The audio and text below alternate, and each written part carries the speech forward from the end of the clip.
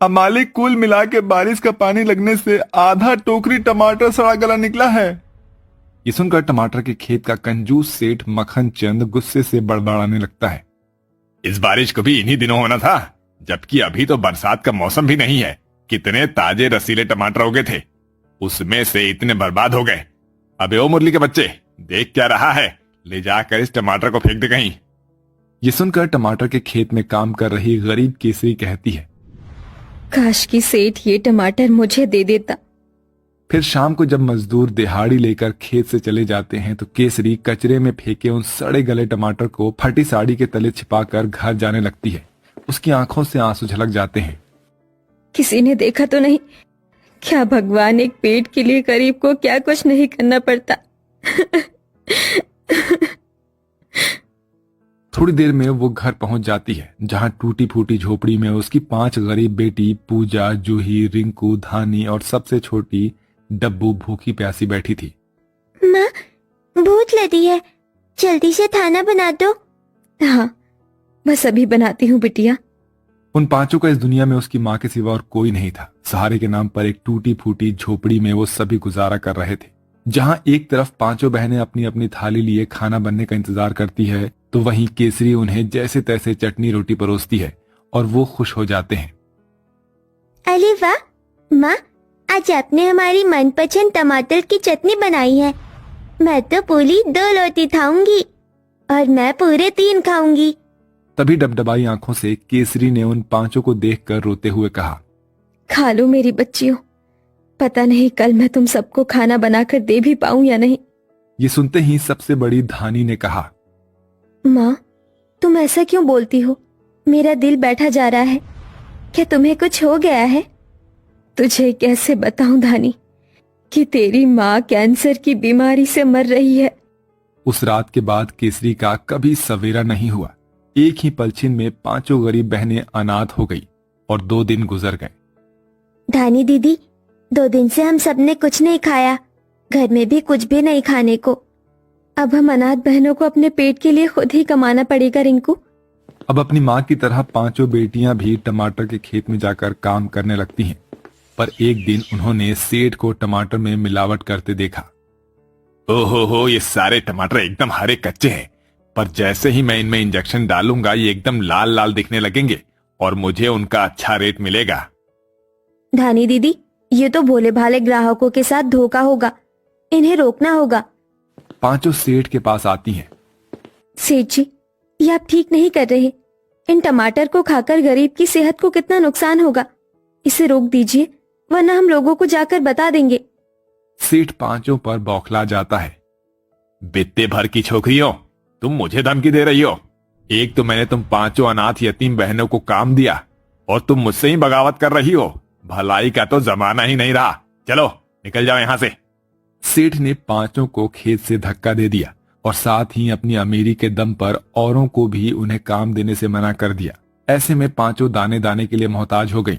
फिर एक रात बहुत भयंकर तूफान आया। बिजली जोर जोर से चमक रही थी, जिससे 5 डर कर उठ जाती हैं। धानी दीदी, पूजा दीदी, हमारी झोपड़ी तो हिल रही है। झोपड़ी किसी भी वक्त गिर सकती है, हमें यहाँ से निकलना होगा। 5 जैसे ही झोपड़ी से निकलती है, वो झोपड़ी तूफान से टूट जाती है और ताबड़तोड़ बारिश आ जाती है। वो सब भीगती रहती हैं, पर किसी ने भी उन अनाथ बहनों को अपने घर में सहारा नहीं दिया। वो भीगती भीगती जंगल की तरफ आ गई। जैसे तैसे रात गुजरती है, पर सवेरा होते ही 5 को भूख सताने लगती है। उन्होंने कई दिन से कुछ भी नहीं खाया था। वहां पास में एक नदी और दूसरी ओर कचरे का एक बड़ा ढेर था। दीदी, मुझे भूख लगी है, क्या खाऊं? जूही, भूख तो हमें भी लगी है डब्बू, पर हमारे पास कुछ नहीं है। तभी नन्ही सी डब्बू ने कचरे के बीच एक हरा भरा पौधा देखा, जिसमें एक बड़ा सा लाल टमाटर उगा था। डब्बू टमाटर तोड़कर ले आई। देखो दीदी, मुझको क्या मिला? टमाटर। चलो इसी में बांटकर खा लेते हैं, थोड़ी तो भूख मिट ही जाएगी। ला डब्बू, मैं इसे काटती हूँ। पूजा ने जैसे ही टमाटर को काटना चाहा, टमाटर रो पड़ा। ओहो, रुक जाओ, मेरा खून मत बहाओ, छोड़ दो मुझे। जादुई टमाटर को बोलता देखकर 5 चौंक जाती है। अरे बाप रे, ये टमाटर तो इंसानी भाषा बोलता है। हाँ रिंकू दीदी, जरूर ये कोई जादुई टमाटर है, पर मुझे भूख लगी है, मैं ये टमाटर काट कर खाना चाहती हूँ। तब जादुई टमाटर ने डब्बू को लालच दिया, और अगर मैं तुम्हें अच्छा अच्छा खाना दूं, जैसे पुलाव, पालक पनीर, खीर पूरी और फिर 56 भोग, तो क्या तुम मुझे छोड़ दोगी? पांचों की जीभ लालच से लपलपाने लगी। तभी जादुई टमाटर में से चमक हुई और देखते ही देखते 56 भोग से भरी थाली प्रकट हो जाती है।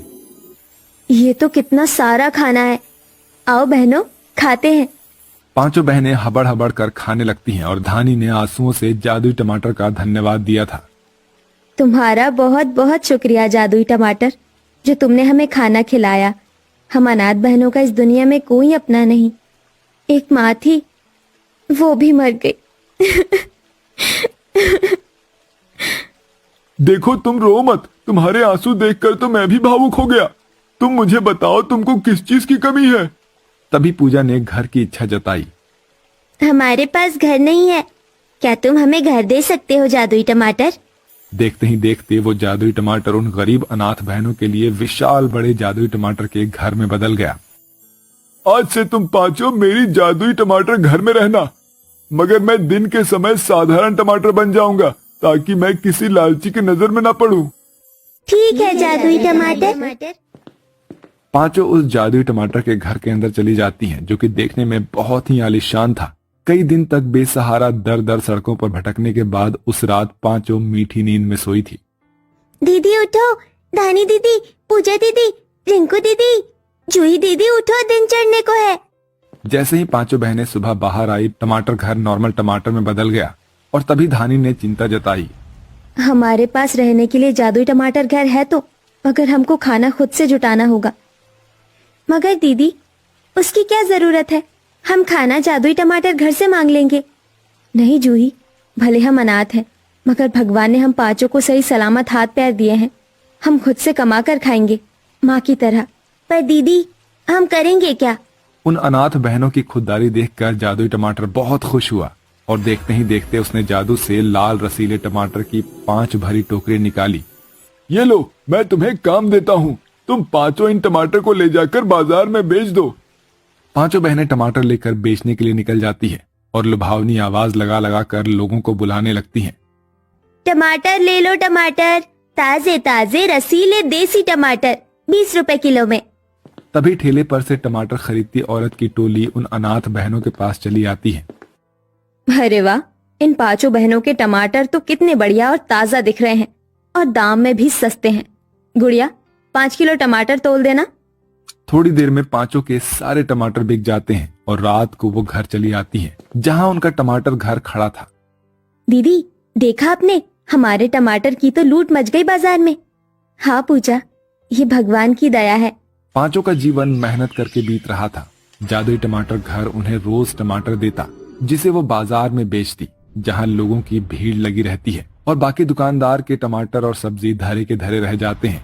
सब मुंह देखते रह जाते हैं, और इसका असर ये हुआ कि बाजार वालों ने सेठ मक्खन चंद के टमाटर खरीदना बंद कर दिया।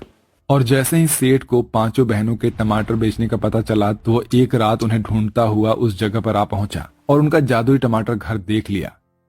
अच्छा, तो इस जादुई टमाटर के घर के दम पर बन रही है ये अनाथ बहनें? अभी बताता हूं इन्हें जाकर। सेठ उनके टमाटर के घर में घुस आया और उन्हें धमकाने लगा। सेठ जी, आप यहाँ? हाँ मैं, कान खोल कर सुन लो पांचों। अगर कल से तुम बहनें मुझे बाजार में टमाटर बेचती हुई नजर आई, तो देख लेना तुम पांचों बचोगी नहीं, और ना ही तुम्हारा ये टमाटर का घर। पांचों चिंता में आ गई कि अब क्या किया जाए। सबकी आंखों से आंसू छलक आए थे। जादुई टमाटर घर, अब हम क्या करेंगे? यही टमाटर तो हमारे कमाने का जरिया है। अब तो ये आसरा भी छिन जाएगा। चिंता मत करो, मैं तुम्हें एक जादुई टमाटर दूंगा। तुम बस उस सेठ को खिला देना, और फिर देखना वो कैसे अपना सच खुद लोगों को आगे आकर बताता है। ये कहते हुए जादुई टमाटर घर ने उसे एक टमाटर दिया, और अगले दिन पांचों फिर से बाजार पहुंच गई। सेठ भी वहां आ धमका। इतना मना करने के बाद भी इन अनाथों ने दुकान लगाई है। आखिर ऐसा क्या अलग रसगुल्ले का स्वाद मिलता है ग्राहकों को इनके टमाटर में, जो इतना खरीद रहे हैं? खाकर देखता हूं। अरे ओ लड़की, जरा एक टमाटर तो दे। धानी ने वही टमाटर उसे दे दिया। ये लो सेठ जी, ये टमाटर सबसे मीठा है, खाकर देखो। जादुई टमाटर खाते ही सेठ ने मिलावट की बात भरे बाजार में कह डाली। अरे वाह, ये टमाटर तो अमृत से भी मीठे हैं। इतने लाल मीठे टमाटर तो मेरे खेत में इतना खाद मिलावट करने के बाद भी नहीं उगते। सुना भाइयों बहनों, कि सेठ हम लोगों को मिलावटी टमाटर खिलाता था। जूतों की माला लाओ, इसको पहनाओ अभी। लोगों ने सेठ की खूब इज्जत उतारी और उसे पीट पीट कर पुलिस के हवाले कर दिया। और अब बिना किसी डर के पांचों बहनें अपने जादुई टमाटर के घर में रहने लगी।